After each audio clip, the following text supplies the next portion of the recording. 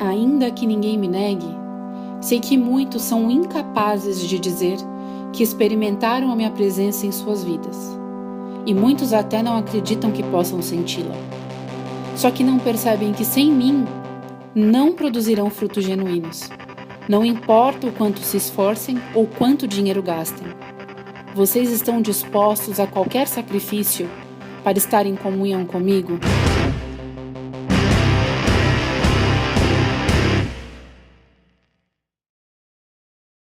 Hoje nós vamos trabalhar e vamos tentar falar a maneira mais prática do Espírito Santo estar conosco. Quase que eu não preciso mais pregar, né? Porque o Tieme já falou aqui bastante sobre o que eu ia falar também, do que eu vou falar.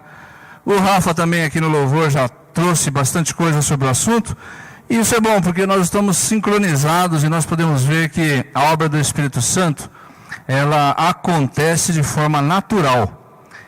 Nós precisamos aprender a caminhar com Ele, andar com Ele, entender de que maneira Ele vai falando, Ele vai nos dirigindo e Ele vai nos capacitando. Então, para a gente começar sobre esse assunto, a primeira coisa eu queria dizer que Jesus, quando esteve entre nós, Ele andou e manifestou a glória do Senhor. E Ele fez muitos milagres. Ele trabalhou de uma forma excepcional no meio das pessoas. Agora, nenhum dos milagres que Ele fez foi desnecessário. E Ele nem fez o milagre pelo milagre. Mas cada milagre que Ele fez, Ele tinha um propósito e um objetivo. Ou na vida da pessoa, ou naqueles que estavam à sua volta, que precisavam compreender e entender aquilo que Jesus Cristo queria fazer através do poder de Deus. E a obra do Espírito Santo também, ela é absolutamente necessária para a salvação do homem, para a santificação e para o envio. Então a obra do Espírito Santo, ela é uma obra que trabalha primeiramente o convencimento. Ninguém naturalmente acorda e fala assim: nossa, hoje eu gostaria de me converter. Não, é algo que vai acontecendo, é a oração dos irmãos, é a ação do Espírito Santo. Ela vai trabalhando e em um determinado momento junta-se a operação do Espírito Santo e muitas vezes o anseio do coração em querer conhecer algo que ele não sabe direito o que é. Então a obra do Espírito Santo se manifesta na vida das pessoas. Naturalmente, o homem natural não quer vir a Deus. Ela é contrária à vontade de Deus. Ela anda de maneira contrária àquilo que Deus quer. Então a intenção da carne é inimizade contra Deus, como diz lá em Romanos. Então, através muitas vezes da pregação, a manifestação da palavra, através da pregação, o Espírito Santo começa a agir no coração das pessoas. Muitas vezes, irmãos, Deus resolve utilizar pessoas que tecnicamente ou culturalmente são consideradas simples, porque Ele quer manifestar que a obra é dele e não do homem. Com isso Ele confunde os sábios e entendidos. Com isso Ele muitas vezes faz com que as pessoas possam raciocinar e entender que a obra é do Senhor e não do homem. Amém? O Spurgeon conta aqui duas situações que ele fala assim: um homem muito curioso desejou ver a espada de um grande guerreiro que havia alcançado muitas vitórias. Quando ele olhou, analisou e deparou com a folha da espada, ele disse: não vejo nada de extraordinário nela. E aí o guerreiro disse: é verdade, mas você não percebeu o braço daquele que maneja a espada. Então, com isso ele está dizendo, e ele mesmo vem explicar aqui, da mesma maneira, quando muitas vezes nós vemos um homem de Deus, um pastor, um líder, alguém fazendo uma obra que está transformando situações, mudando convertendo muitas pessoas, agitando uma cidade, uma aldeia ou algum lugar, muitos vão lá e começam a olhar o que esse homem tem de extraordinário. E aí eles falam, puxa, mas ele não tem nada demais. E é exatamente isso, o que o Spurgeon diz. Mas nós não vemos o braço do Espírito Santo que está fazendo a colheita no meio do povo. Então essa é a obra do Espírito, irmãos. A nós cabe falar a palavra de Deus. E ao Espírito convencer, trabalhar, corrigir e muitas vezes checar o coração e a mente das pessoas.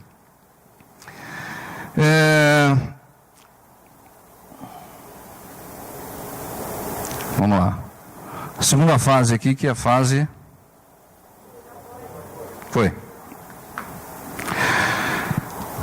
Funções do Espírito Santo. Para a gente falar um pouquinho sobre o Espírito Santo, hoje eu quero ser bem prático, irmãos. Eu não vou fazer um estudo teórico, eu vou falar bastante de experiências, de situações, de fatos, porque a gente tem que falar do Espírito Santo prático que habita em mim e em você. E nós temos que trabalhar e deixar ele agir na nossa vida. E se ele não está agindo, por que ele não está agindo ainda? Então, as funções do Espírito Santo. Ele dá poder, ele nos santifica, nos purifica, ele traz revelação muitas vezes a nós, aos nossos corações, e ele faz o trabalho da unidade, ele unifica as pessoas. Hoje nós não vamos falar dos quatro, não. Hoje nós vamos falar do Espírito Santo trabalhando com poder no nosso meio, e fazendo aquilo que nós não podemos fazer, de forma que nós vamos exemplificar isso. Então, através do poder do Espírito Santo, ele capacitou Josué com habilidades e liderança, sabedoria, para levar o povo até a Canaã prometida, a terra prometida, quando Moisés deixou de fazer essa obra. Quando Moisés morreu, Josué assumiu, e o Espírito Santo o capacitou. Lá em Juízes, Juízes 3:10,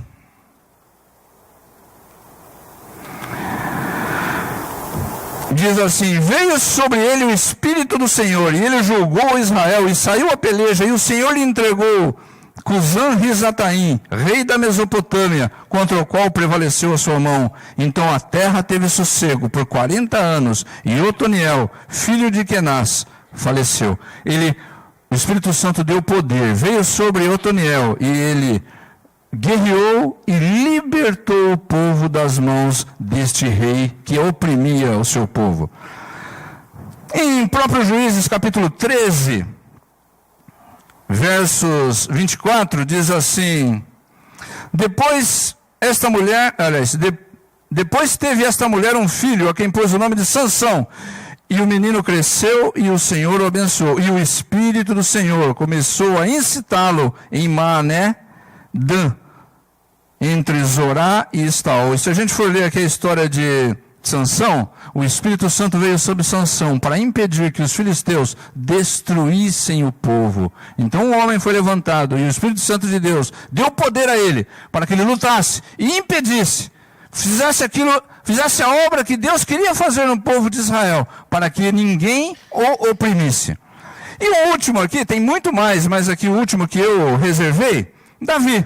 Davi foi ungido rei, e neste momento que ele foi ungido rei, o Espírito Santo se apossou dele, e daí até o dia que ele viveu, o Espírito Santo se apossou de Davi, e deu a ele sabedoria, e ele reinou sobre Israel, ele venceu muitas batalhas, ele se tornou poderoso, ele tornou o povo de Deus poderoso na terra, porque o Espírito de Deus o capacitou para isso.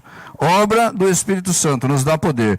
No Novo Testamento nós vemos muitas situações onde Jesus manifestou essa obra e fez isso também. E hoje, irmãos, ele nos capacita para o quê? Para vencer a oposição espiritual, para guerrear, fazer a guerra espiritual, quando muitas vezes nós temos pela frente espíritos malignos. Jesus diz assim: se eu expulso o demônio pelo Espírito de Deus, certamente é chegado o reino de Deus.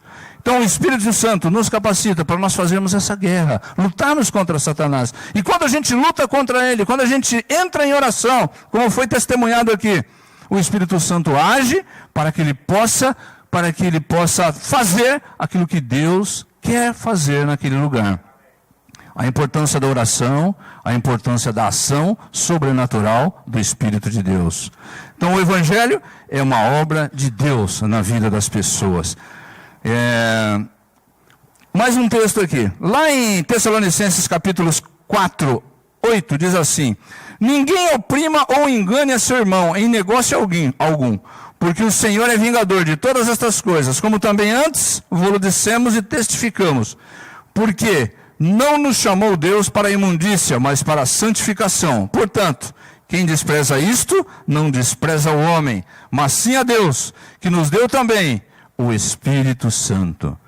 E no capítulo 5, 19, ele diz: não extingais o Espírito Santo.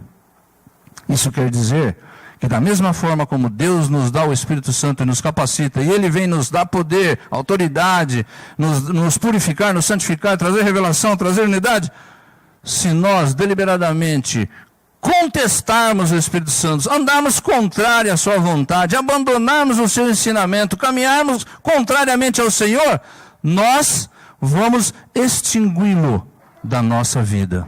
É o que está escrito aqui em Tessalonicenses capítulo 5, 19. Então, um cuidado: não extingais através da desobediência, através da desaprovação. Eu desaprovo o que Deus quer fazer na minha vida. Eu começo a fazer aquilo que eu quero e começo a andar contrário à vontade de Deus. Eu começo a extinguir o Espírito Santo da minha vida, e então ele não pode agir mais, não porque ele não quer, mas porque eu não quero deixar, porque eu não deixo. O texto que eu separei aqui para a gente poder trabalhar essa noite está lá em Mateus capítulo 14, que vai falar um pouquinho e vai trazer uma ilustração aqui muito interessante sobre a ação do Espírito Santo e a ação de Jesus em nossas vidas. Não podemos esquecer que o Pai e o Filho e o Espírito Santo andam juntos, mas têm funções diferentes. Não vou explicar sobre isso, porque a Vera já falou um pouquinho na semana passada. O que eu vou dizer é que eles trabalham de maneira unificada com o mesmo propósito. Então, Mateus capítulo 14, versos 23, nós temos aqui uma situação. A partir do 22, logo em seguida obrigou seus discípulos a entrar no barco e a passar adiante dele para o outro lado, enquanto ele despedia as multidões. Tendo-as despedido, subiu ao monte para orar à parte. Ao anoitecer estava ali sozinho. Entre mentes o barco já estava a uma distância grande da terra, e açoitado pelas ondas, porque o vento era contrário. À noite, a quarta vigília da noite, foi Jesus ter com eles andando sobre o mar. Os discípulos, porém, ao vê-lo andando sobre o mar, assustaram-se e disseram: é um fantasma! E gritaram de medo. Jesus, porém, imediatamente lhes falou, dizendo: tende ânimo, sou eu, não temais. Ao que respondeu Pedro: Senhor, se és tu mesmo, manda-me ir ter contigo sobre as águas. E ele disse: vem. E Pedro, descendo do barco e andando sobre as águas, foi ao encontro de Jesus. Mas sentindo o vento forte, teve medo. E começando a submergir, clamou: Senhor, salva-me! Imediatamente estendeu Jesus a mão, segurou e disse-lhe: homem de pouca fé, por que duvidaste? E logo que subiram para o barco, o vento cessou. Interessante esse texto. Nós estamos falando do Espírito Santo. E esse texto está falando aqui de coisas sobrenaturais. Primeira coisa interessante aqui é que Jesus os conduziu para uma situação de dificuldade. Jesus os obrigou a entrar no barco e a sair no meio de uma tempestade. Então, irmãos, muitas vezes o Senhor nos coloca em situação de dificuldade para poder trabalhar na nossa vida. Ao contrário de pensarmos que Ele está nos castigando, Ele está nos ensinando a depender dEle, a nos relacionarmos com Ele e a compreendermos aquilo que Ele quer fazer nas nossas vidas. Muitas vezes, quando fracassamos, é uma grande oportunidade de Jesus entrar em nossas vidas de uma forma definitiva. Grandes coisas Ele pode nos ensinar, e muitas vezes, como eu já disse aqui, Ele nos expõe muitas vezes a um fracasso, para que nós possamos, no fracasso, clamar ao Senhor e ajustarmos o nosso foco com Ele, ajustarmos as nossas prioridades com Ele. Muitas vezes no trabalho colocamos a esperança em lugares que não eram para colocar. Nós colocamos muitas vezes no nosso trabalho a nossa esperança. E aí ele também muitas vezes nos corrige, nos ensina para que nós possamos voltar ao caminho e voltarmos ao foco. Hoje, irmãos, é muito fácil a gente entender a obra do Espírito Santo, entender o que Jesus está falando, entender o que Deus quer muitas vezes fazer conosco.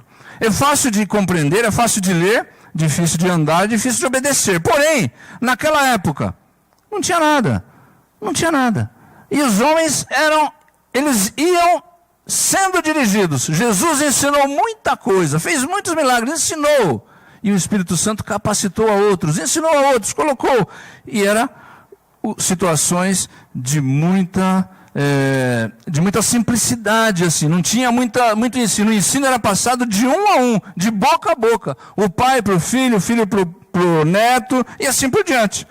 Agora, no texto aqui que a gente leu, tem uma riqueza muito grande. E uma das coisas que ele termina o texto aqui dizendo é: imediatamente estendeu Jesus a mão, segurou e disse-lhe: homem de pouca fé, por que duvidastes? Então, está aqui um primeiro grande ensinamento que Jesus está falando para nós aqui. Se nós quisermos andar dirigidos pelo Espírito Santo e capacitados por Ele, a dúvida não pode andar no nosso coração. A dúvida não faz parte da nossa caminhada. Porque a hora que você duvida, você está limitando a obra do Senhor, está impedindo Ele de fazer aquilo que você não pode fazer. Pedro não podia andar sobre as águas, ele só andou pela palavra de Jesus. E no momento que ele duvidou, ele afundou. Não espere afundar completamente para chamar a Jesus. Pedro, assim que começou a afundar, começou a clamar. Gritou: salva-me! Quando você estiver entrando por um caminho errado ou num caminho que você percebe que não tem saída, grite por socorro. Grite ao Senhor, porque o Espírito Santo de Deus está próximo. Ele é um Deus de perto e não é Deus de longe. Tanto que ele é Deus de perto, que ele podia simplesmente dar uma ordem para Pedro, né? Pedro, não afunde. Mas ele foi lá e pegou Pedro pela mão. E falou: Pedro, por que você está duvidando? Eu estou com você. E o outro ponto que eu queria trabalhar aqui também nesse texto é: Pedro, quando andou sobre as águas, Jesus andar sobre as águas, tudo bem, né? Mas Pedro andar sobre as águas? Pedro, a gente olha Pedro, né? Muitas vezes a gente fala muito das deficiências de Pedro, mas tem um ponto aqui que a gente não pode negar, né? Pedro era ousado. Ele queria, ele fazia, ele se debatia, ele se questionava. Se é o Senhor mesmo, Jesus, fala que eu vou. E foi. Então ele tem esse ponto de ousadia. E nós temos que realmente reconhecer: Pedro, ele queria acertar. Pedro queria realmente entender e fazer aqui a vontade de Deus. Agora, o ponto interessante aqui: sentindo o vento forte, ele começou a afundar. O que seria esse vento forte? Vamos falar aqui um pouquinho e vamos entrar em coisas práticas do vento forte aqui. Toda vez, irmãos, que você se posicionar, seja um posicionamento espiritual, ou de caráter, ou de família, ou de vida, e esse posicionamento for contrário ao que todo mundo faz, muita gente vai dar um pitaco na sua vida. E vem lá falar: isso vai dar errado, isso não vai dar certo, toma cuidado, vai cair, vai fracassar. Isso é um vento forte, é a pressão natural das coisas que vem sobre nós. Toda vez que você se posicionar com Jesus, os caras vão falar: não, que isso, rapaz, você vai quebrar a cara, você vai falhar. É assim. E aí junta a pressão das pessoas, muitas vezes algum fracasso que tivemos, muitas vezes alguns erros que cometemos, e a gente começa a vacilar. E muitas vezes nós passamos a duvidar que Deus tem o poder de fazer com que nós possamos caminhar sobre as águas como Pedro caminhou. Vocês duvidam disso ou não? A dúvida não pode acontecer no nosso coração. Irmãos, eu vou trabalhar hoje aqui questões que é importante a gente entender. Porque senão o Espírito Santo vai ser uma teoria, que a gente vai saber falar muito, mas a gente vai viver pouco. Porque o Espírito Santo requer de nós atitude, ação. Vai requerer de nós largar o controle da nossa vida, para que Ele possa fazer a obra que Ele quer fazer. Agora, o fato, irmãos, de termos o Espírito Santo, ou de Ele estar trabalhando conosco, dele ter poder, dele nos ajudar, não nos tira a obrigação ou a responsabilidade de sermos diligentes. Então, por exemplo, nós estamos vivendo aí uma situação de incertezas no nosso país, não é verdade? Vou fazer uma prestação de 60 meses porque eu quero, só porque eu quero, confiando que realmente as coisas não vão mudar? Pense bem, se é uma situação que você precisa fazer, tudo bem. Agora, se você pode não fazer, segure, espere. Não faça prestações, não gaste desnecessário, não tome atitudes que vão comprometer, que você pode ver o seu orçamento ser corroído por decisões que simplesmente pode comprometer a sua vida. Então Deus, o Espírito Santo nos dá sabedoria, e nós precisamos usar delas, quando nós vamos tomar decisões. Agora, quando não depende da gente, o Espírito Santo de Deus, Ele faz aquilo que não podemos fazer. Ele age quando nós não podemos agir. Isso aí era o Jesus andando sobre as águas, esqueci de mudar. Hoje, irmãos, nós estamos vivendo uma crise, que até o Tieme falou um pouquinho sobre isso. A crise que o Brasil vive hoje é uma crise institucional, espiritual, econômica e moral. Muito complicado o que nós estamos vivendo. Eu particularmente nunca vi uma situação tão complexa como essa que nós estamos vivendo. Então, institucional, nós estamos vendo as nossas instituições democráticas completamente desacreditadas. E a classe mais desacreditada hoje, quem são? Os políticos.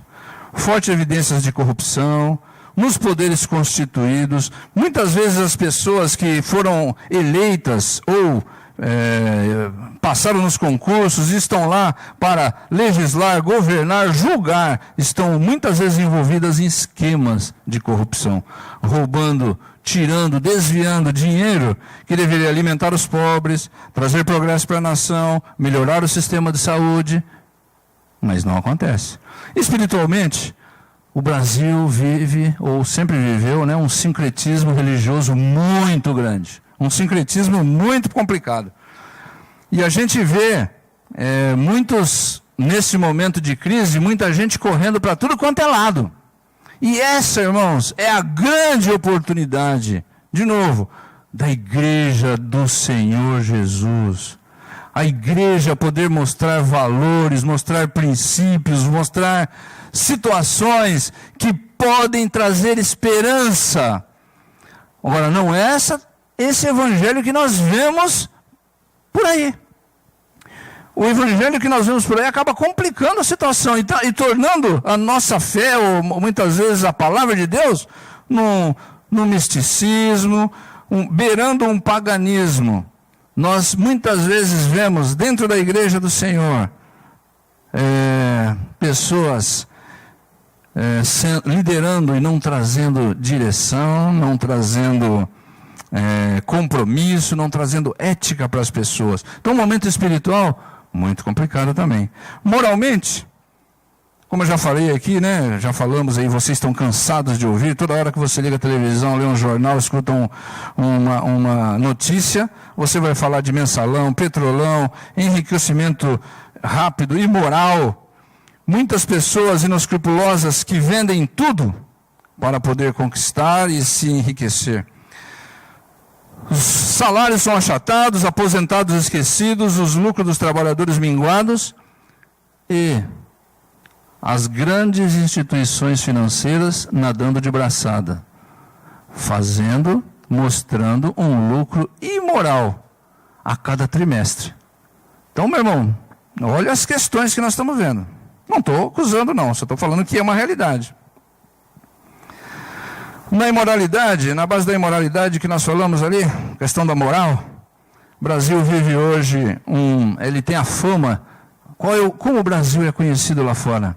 O país do carnaval, o país do samba, a parada gay, que é uma das maiores do mundo, 2 milhões de abortos por ano, uma prática comum hoje, até muitas vezes dentro da igreja, onde a desonestidade e a mentira é uma prática tolerada.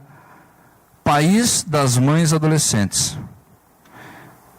E ainda por cima nós temos um subconsciente que faz com que muitas vezes, irmãos, nós aceitemos um provérbio dito popular que está na nossa mente, que é levar vantagem em tudo, e o jeitinho brasileiro. O que eu estou querendo dizer com isso? Às vezes, irmãos, a gente está falando dos políticos lá, dos ricos, não sei o quê, e às vezes, do nosso lado, nós estamos cometendo a mesma coisa.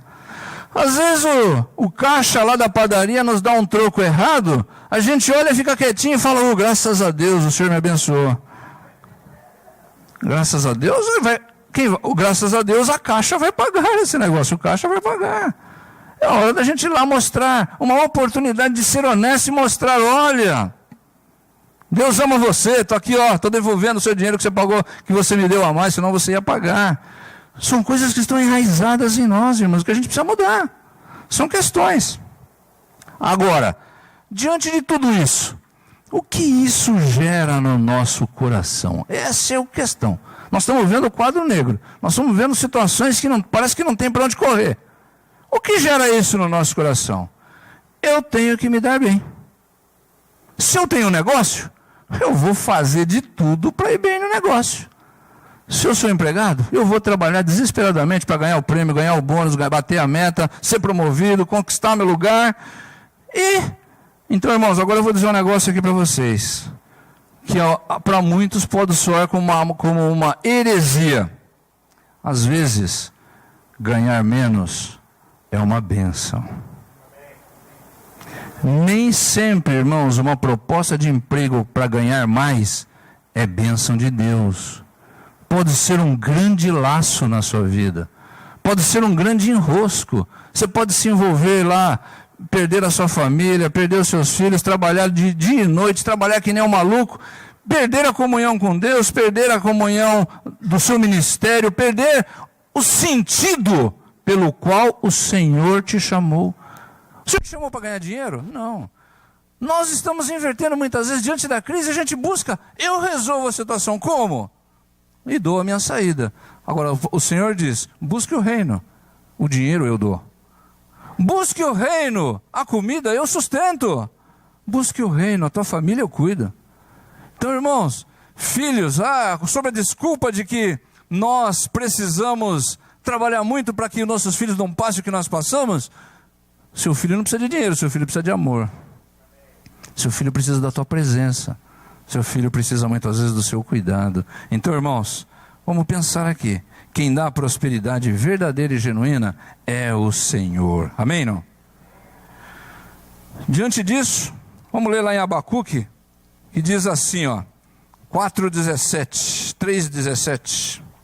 Ainda que a figueira não floresça, nem haja fruto na vide, ainda que falhe o produto da oliveira, e os campos não produzam mantimentos, ainda que o rebanho seja exterminado da malhada, e nos currais não haja gado, todavia eu me alegrarei no Senhor, exultarei no Deus da minha salvação. O Senhor, Deus, é a minha força, Ele fará os meus pés como os da corça, Ele me fará andar sobre os meus lugares altos. Amém, não? Essa é a palavra que deve estar no nosso coração. Irmãos, se vier uma catástrofe, como até o Tiago falou aqui, se eu for mandado embora, se acontecer uma situação, bendito seja o nome do Senhor, porque eu sei que do Senhor vem a solução da minha vida. E esse texto ele termina com uma frase que me chama muita atenção. Ele diz assim, eu vos farei andar nos lugares altos. Então, andar nos lugares altos não é pela minha força nem pela minha sabedoria. É o Senhor que nos faz colocar, que nos faz andar nos lugares altos. É quando a gente busca o Senhor, Ele nos coloca para andar em lugares altos. Amém, não? Então, irmãos, De novo, o Spurgeon diz assim: não tenho aqui uma cidade permanente, aquela que busco não pode ser vista daqui. Interessante, né? Como ele não está preocupado com os negócios dessa terra, ele está preocupado em, através das coisas desta terra, fazer a vontade de Deus. E a gente não pode perder esse foco, senão a gente inverte tudo. Eu vou dar aqui alguns exemplos, irmãos, de práticos do Espírito Santo. Eu peguei aqui testemunhos, e se eu não falei o seu, se eu não falar o seu, não fique triste. Eu peguei aqui de algumas pessoas para poder mostrar aqui que estamos numa situação muito difícil, mas o Espírito Santo de Deus está cuidando daqueles que dependem dele. O primeiro exemplo que eu falei, que eu queria falar aqui, foi o exemplo da irmã Edi, que ela teve aqui na frente, e essa semana ela teve aqui ainda me mostrando a escritura definitiva dela. A irmã Edi, só para quem não conhece, ela tem uma casa há mais de 20 anos, e ela sofreu um processo fraudulento, onde a casa dela foi leiloada e ela perdeu a casa. Chegou lá um belo dia na casa dela, um cidadão falando: olha, essa casa é minha, muda daqui. Eu moro aqui há 20 anos, pois é, mas eu comprei no leilão, está aqui, ó, tudo assinado, tudo certinho. Quando você sai? Ela veio aqui na igreja, pediu oração, os irmãos oraram, na reunião de oração oraram, ela contratou um advogado. Irmãos, quando acontece um processo fraudulento desse, não é uma pessoa que faz isso, existe um esquema para isso, existe uma maneira disso acontecer. Então, bateu lá no juiz, o que o juiz fez? Ganha de causa, leilão, tranquilo. Vai para a segunda instância. Na segunda instância, irmãos, a gente não sabe por quê, mas a gente sabe por quê. O processo foi para um juiz que não conhecia esse esquema fraudulento. E aí o que ele fez? Anulou o leilão, devolveu a casa, cancelou o processo e devolveu a casa para ela. Glória a Deus. Então, irmãos, tem um esquema, mas o Espírito Santo de Deus governa nossas vidas. Ele ainda faz justiça, ele ainda faz aquilo que nós não podemos fazer. Uma outra foi da Maria Eugênia aqui que contou, né? A casa dela, Maria Eugênia, a mãe dela depende dela, totalmente dependente dela, tem uma casa, tem um apartamento, ela não é viúva, e a Bíblia fala que Deus cuida dos órfãos e das viúvas, não é verdade? O apartamento dela foi a leilão. Esse caso eu nunca tinha visto. Foi a leilão, alguém arrematou no leilão, acabou o processo do leilão, e na hora da pessoa tomar posse do leilão, ela desistiu de adquirir a posse. Cancelou o processo, voltou a estaca zero, ela continuou com o apartamento. Amém? Glória a Deus. Por quê? O Espírito de Deus reina. Ele continua reinando, irmãos. Então, o que fazer nesse tempo de crise? Acho que essas são as instruções que nós precisamos entender. Deixa eu não esquecer lá. O que fazer nesse tempo de crise? Olhar para cima e saber que nós temos um Deus que reina. Ele reina e continua reinando. Ele não perdeu a sua majestade. Ele não perdeu. A crise que o Brasil está passando não pegou Deus de surpresa, não balançou o poder de Deus, não fez com que ele se esquecesse da história, mudasse a história, nada disso. Os céus governam sobre a terra e continuará reinando. Deus dirige a história. O destino da humanidade é dirigido pelo Senhor. O destino da humanidade é dirigido não pelos poderosos dessa terra, mas pelo Todo-Poderoso. Ele reina, irmãos, ele continuará reinando, ele vai ser assim, ele está no trono. Como eu falei, essas crises não pegam Deus de surpresa. Essa é a grande mensagem da força que o vento traz. Não importam as crises, a fúria do dragão, o ódio das pessoas, o esquema instalado, a situação ruim. O que importa é: o Espírito de Deus está conosco. O Espírito de Deus está sobre nós. O Espírito de Deus está conosco e Ele dirige as nossas vidas. Não se desespere, nenhum fio de cabelo cairá da sua cabeça sem que Ele permita. Ele reina. Quando eu estava fazendo essa mensagem, eu comecei a pensar um pouquinho que o Brasil, eu já vi as moedas do Brasil. O Brasil já teve Cruzeiro Novo, voltou para o Cruzeiro Novo, foi para o Cruzado, teve o RV e agora é o Real. Olha quantas moedas o Brasil já teve. Isso lá para trás, ainda com os meus meus pais, meus avós falam que tinha réis, tem mais o que eu nem sei dizer que dinheiro é esse. Mas só que eu conheço um monte aqui. E o interessante, eu não fiz o estudo, mas eu fiquei lembrando aqui, nós estamos em 2015, vivendo uma crise grande. 7 anos atrás, era 2008, o mundo foi abalado por uma crise. E o Lula falou, era uma marolinha só, vai passar, não sei o quê. 7 anos antes, 2001, nós vivemos outra crise, o apagão. Muita gente demitida, as empresas fechando, não tinha energia para poder produzir. 7 anos para trás, 94, a URV. Era o tempo de uma inflação que muitos aqui não conhecem. Uma inflação de 30% a 35% ao mês. Já ouviram falar sobre isso, não? Assustador. Tem pessoas aqui que não imaginam.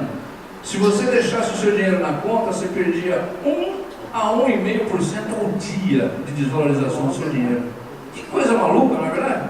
Tinha que deixar no overnight. Nome bonito, overnight. Nessa época, irmãos, 91, 92,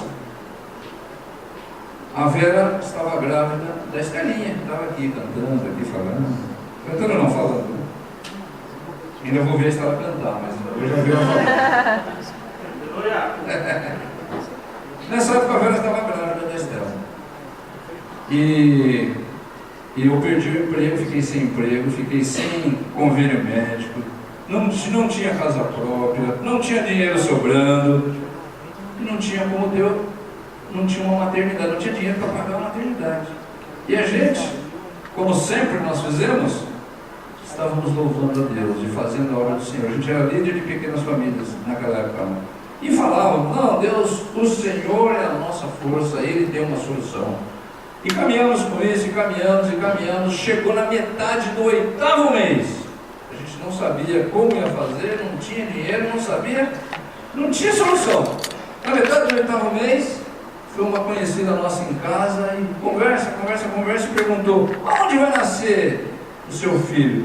Aí nós contamos a historinha para ela, ela falou assim, nossa, tirou um telefone do bolso e falou, olha, fique amanhã lá na Beneficência Portuguesa, eu conheço um médico, eu conheço eu não sei mais quem lá, e você vai lá, vai fazer um exame e você vai ter seu filho lá. No dia seguinte nós ligamos, o médico chamou, fez o exame, fizeram todos os exames, né? E aí marcou a data de fazer o parto. Chegou no dia, internou, teve a Estelinha, está aí, cresceu. Quando eu saí de lá, eu falei, quanto que eu pago aqui? Você não paga nada. Glória a Deus. Glória a Deus. Irmãos, o Espírito Santo de Deus, quando você depende dele, Ele faz. Ele faz. E Ele não faz só para mim, não, irmãos. Você pode falar assim, não, o pastor é... Não. Todo mundo, quem me conhece, quem sabe que eu tenho as minhas lutas, dificuldades, limitações. Tem coisas que ainda não aconteceram na minha vida, mas uma coisa eu não abro mão. Não, algumas. Primeiro, eu não volto atrás na minha fé. Eu não jogo a toalha naquilo que eu ainda não conquistei. Não abro mão da minha família. E não quero de maneira nenhuma andar na comunhão do Espírito Santo. Então essas coisas fazem parte da minha maneira de ser. Não sou melhor que ninguém, mas eu creio. Muitas coisas o Senhor já fez e muitas Ele ainda vai fazer. Na crise, meu irmão, nós precisamos olhar para dentro de nós e saber que a misericórdia do Senhor é quem tem cuidado de nós. Lá em Atos capítulo 20, 23, diz assim, senão o Espírito Santo de cidade em cidade me revela, dizendo, que me esperam? Prisões e tribulações. E Atos capítulo 16, verso 19, vamos ler rapidamente lá, que a hora está voando, e já está passando muito rapidamente. Atos 16, 19, diz assim...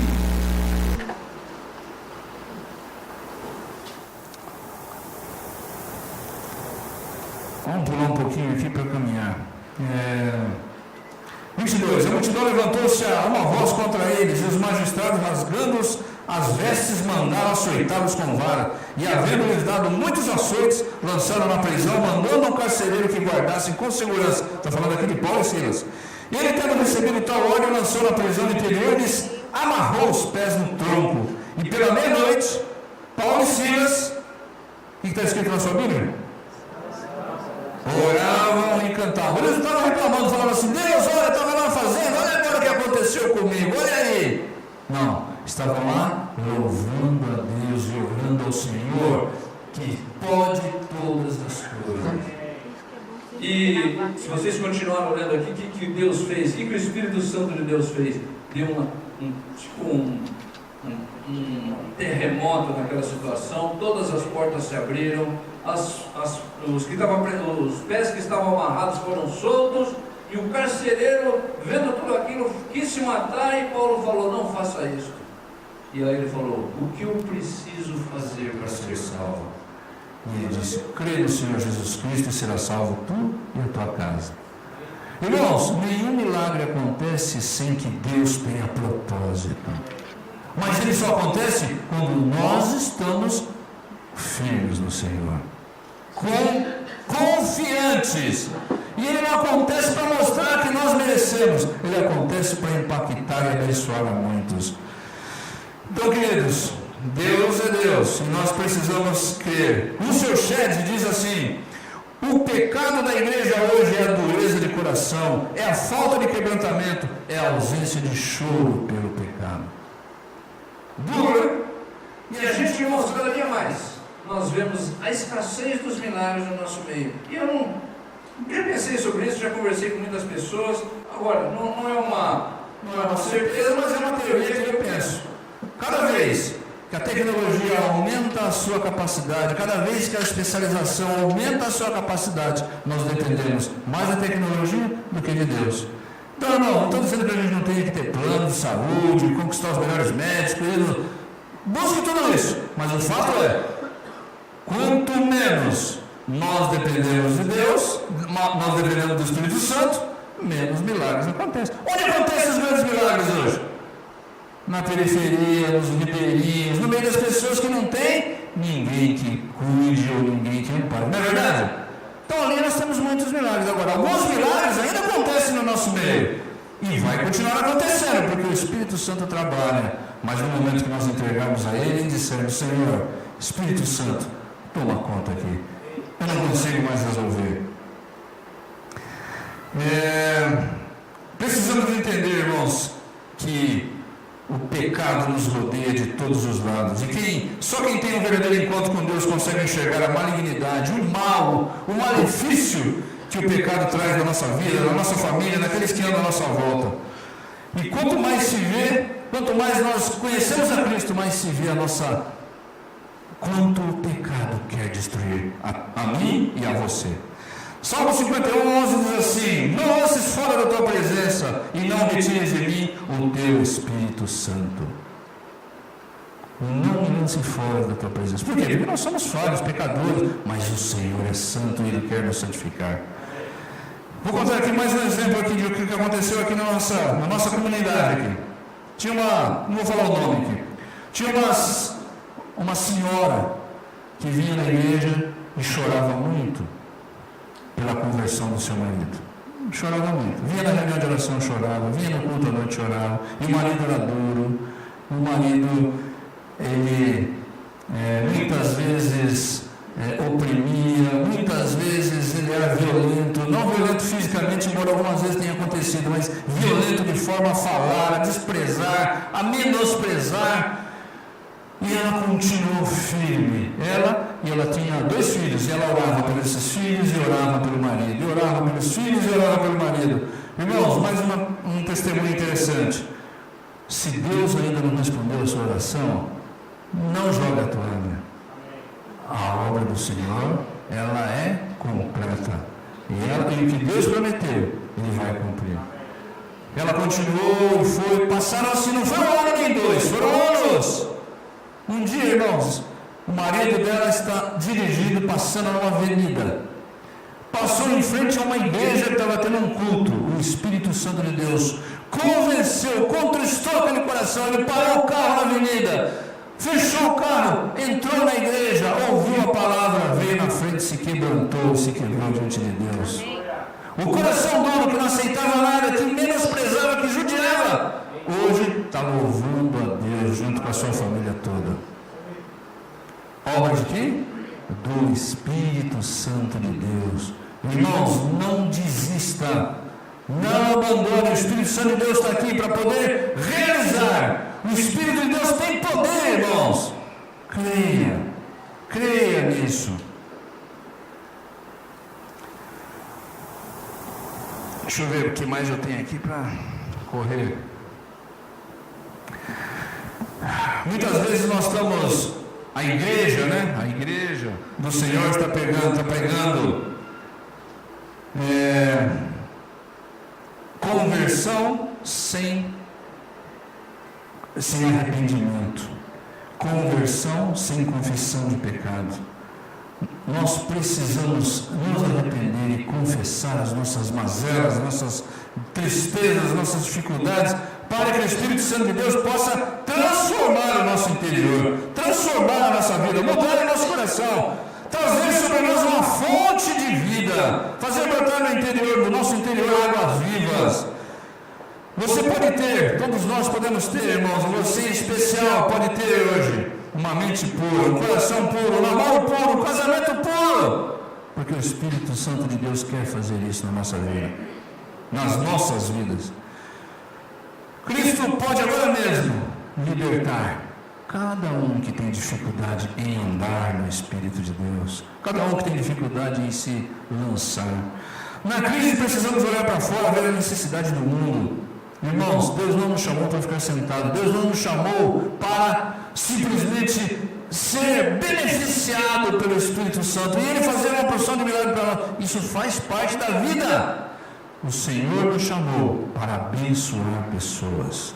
O Senhor nos chamou para fazer diferença onde nós estamos. O Senhor nos chamou com uma missão e com um propósito. Então, irmãos, num primeiro momento, claro, nós vamos aprender, vamos estar sentados, vamos aprender. Num segundo momento, nós precisamos fazer a diferença.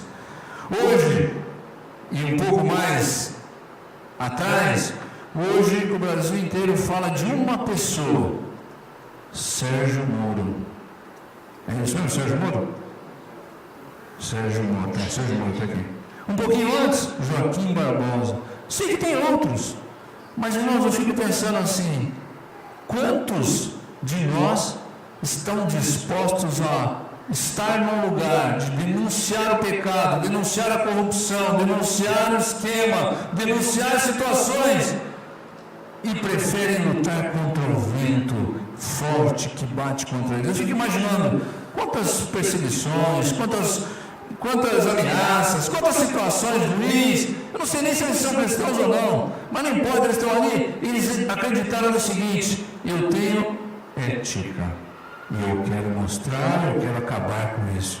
Então hoje, muitas pessoas não cristãs estão ocupando lugares chaves da nossa nação, alguns fazendo um papel bonito, outros dando vexame. Deus tem chamado a tua igreja. Lá em Abacuque, quando nós lemos, Deus nos tem chamado para ir nos colocar em lugares chaves. Mas para entrar no esquema, para fazer a mesma coisa, para fingir que não ouviu, para se omitir que não é problema nosso? Não. Para dizer e denunciar, nós estamos aqui, irmãos, para salvar essa terra, de fazer diferença e mostrar ao mundo que o Espírito Santo de Deus está conosco.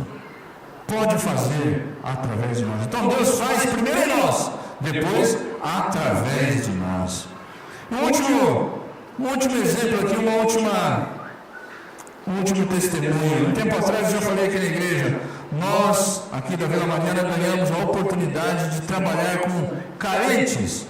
E nós ganhamos um emprestado, um galpão para podermos trabalhar lá. Acho que foi em março, fevereiro, não sei. E desde lá, nós aqui como governo, estamos orando a Deus, o que pode ser feito ali, o que o Senhor quer que faça. E ultimamente, o que aconteceu que comoveu o mundo inteiro? Problema dos refugiados. E a gente aí conversando, muitas pessoas da igreja começaram a questionar e a falar: por que a gente não se envolve? Por que a gente não se envolve? De uma maneira sobrenatural, apareceu até nós aí, né? O Gerson conhece lá também, como é que ele chama? Do Mais. O Prado, Zé Roberto Prado lá do Mais, o Saulo também conhece ele. E ele veio aqui falando, nós queremos parcerias, não para colocar pessoas lá para morar, mas para dar dignidade a esse povo que tem entrado no Brasil e tem sido consumido pelo tráfico de drogas, pela prostituição. Nós queremos ensinar o português, treinar essas pessoas a se envolver na cultura, falar para elas, contar para elas do amor de Cristo, dizer por que nós queremos realmente ajudá-las. De repente, está caminhando para que esse galpão se torne um instrumento de Deus na vida de muitas pessoas que não têm nenhuma condição e que estão entrando aí à mercê. De repente, irmãos, mais para frente, a igreja possa assumir, nós todos assumir, uma família de um refugiado que está aí largado, jogado, irmãos, lá, dormindo em qualquer lugar e sendo aliciados. E muitas vezes nós fingimos que o problema não existe, mas ele existe, está lá, e o problema é nosso também. Então, irmãos, Deus nos tem chamado para fazer diferença. Quer ver uma outra coisa interessante que eu também pesquisei aí? Entra na internet e você vai pesquisar lá 10 medidas contra a corrupção. Alguns jovens da Procuradoria do Brasil, cristãos, se reuniram, catalogaram 10 medidas para acabar com a corrupção no Brasil. Há interesse em votar essas medidas? Nenhum. Agora, como se vota essas medidas? Precisa de 1,5 milhão de assinaturas para que elas possam ir para serem votadas. Entre lá, assinem. Jovens cristãos, entre eles está aqui o Daltan Dalamol, um cristão que está indo nas igrejas pedindo, pessoal, não precisa se envolver tanto não, só assine para que haja uma votação e possa sair uma lei específica contra as corrupções. Irmãos, tem muita coisa para falar aqui do Espírito Santo, muita coisa para falar, mas o que eu quero dizer é, por que o Espírito Santo de Deus não age? Sabe por quê, irmãos? Porque nós estamos decidindo a nossa vida. É difícil deixar o Espírito Santo dirigir.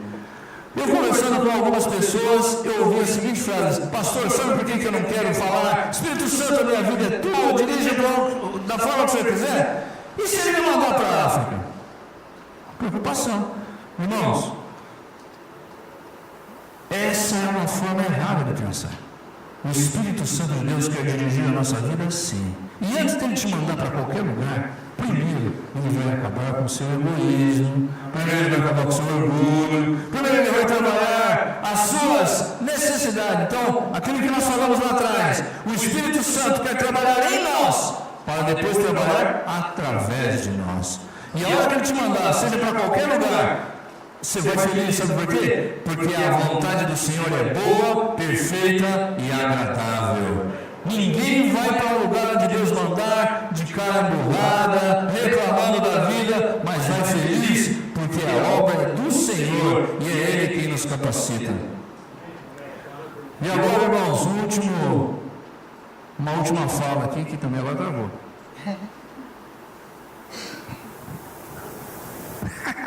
Tem que convidar em novo. Jesus está convidando a você a andar sobre as águas.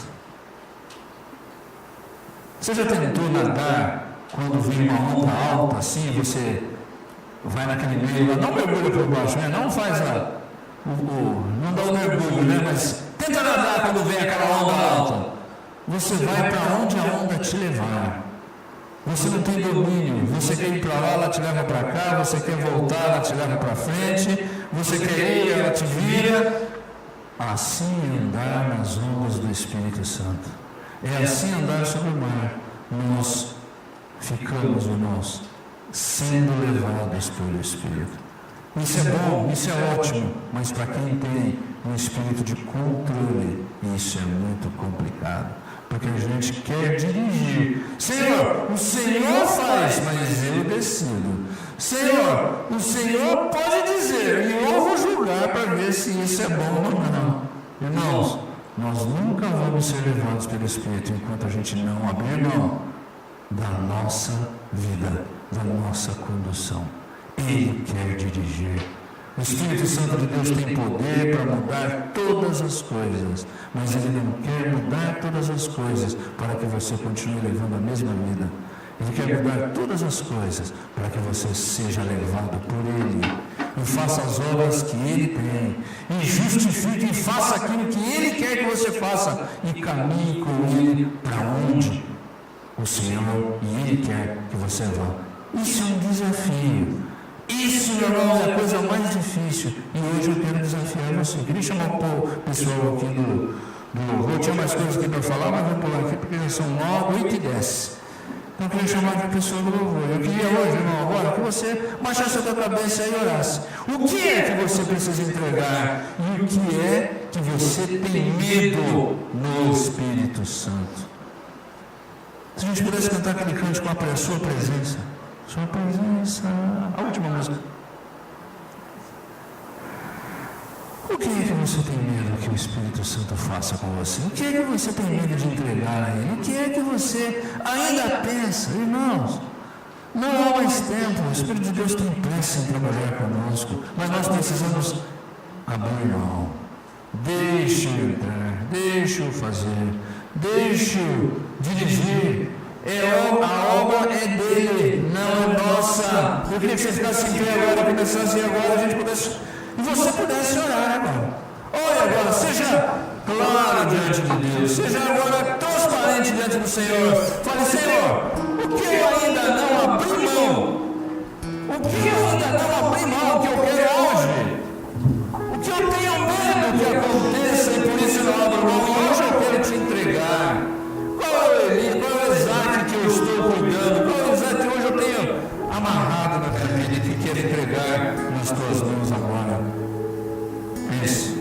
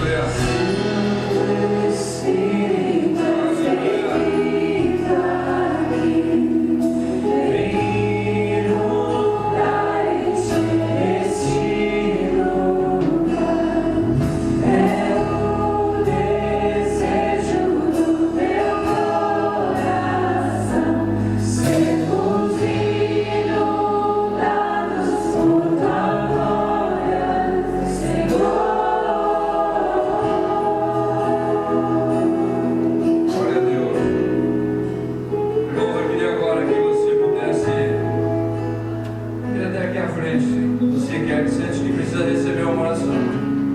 Mas o que eu sinto mesmo é que tem pessoas que são crentes, andam com o Senhor há um bom tempo, mas têm receios de entregar e descansar no Senhor, com medo de que coisa ruim possa vir. Isso é o medo, isso é não conhecer a Deus como Pai, isso é não conhecer o amor, isso é não participar da graça restauradora e da presença dEle. Eu sinto que tem pessoas assim no nosso meio. Eu queria hoje que você viesse para frente para que você pudesse deixar aqui essa situação e que Deus pudesse hoje mostrar como Ele é Pai, como Ele ama, como Ele toma conta daquilo que você não pode, como Ele faz aquilo que você não consegue, como Ele é Senhor e vai continuar reinando. Ele reina independente, mas Ele só reina se você deixar. Deixa Deus tomar conta, deixa Deus dirigir a tua vida, meu irmão. Deixa Deus dirigir. Vem entrar, vem aqui. Não fique com medo. Não tenhas medo do amanhã. O seu futuro está nas mãos dEle. Ele tem o melhor. A vontade dEle é boa, perfeita e agradável. A vontade do Senhor ela é restauradora. A vontade do Senhor ela excede o nosso entendimento. A palavra de Deus diz que os teus caminhos são muito superiores aos teus caminhos. Muito superiores aos teus caminhos. Às vezes a gente tem um pensamento, tem um plano e não se deixa ser levado pelo plano de Deus, que é muito superior ao nosso. Deixa Deus levar. Vem aqui à frente, irmãos. Não resista ao que o Espírito Santo de Deus está falando para você. Não resista. Não resista. Deixa o Espírito de Deus dirigir todas as áreas da sua vida, todas as questões. Como eu contei aqui, são algumas experiências, tem tantas outras que vocês têm e que podem mostrar o cuidado de Deus com a sua vida. Aleluia, aleluia. Levante a sua mão, você que está no seu lugar agora, e ore pelos irmãos que estão aqui. O Senhor é bom, Ele cuida de nós. Senhor, olha por essas vidas que estão aqui à frente. São vidas que querem hoje começar algo com o Senhor. Hoje elas querem começar algo, Senhor. Não querem mais temer o amanhã, mas querem confiar que o Senhor tem o melhor. Quer confiar que o Senhor faz o melhor.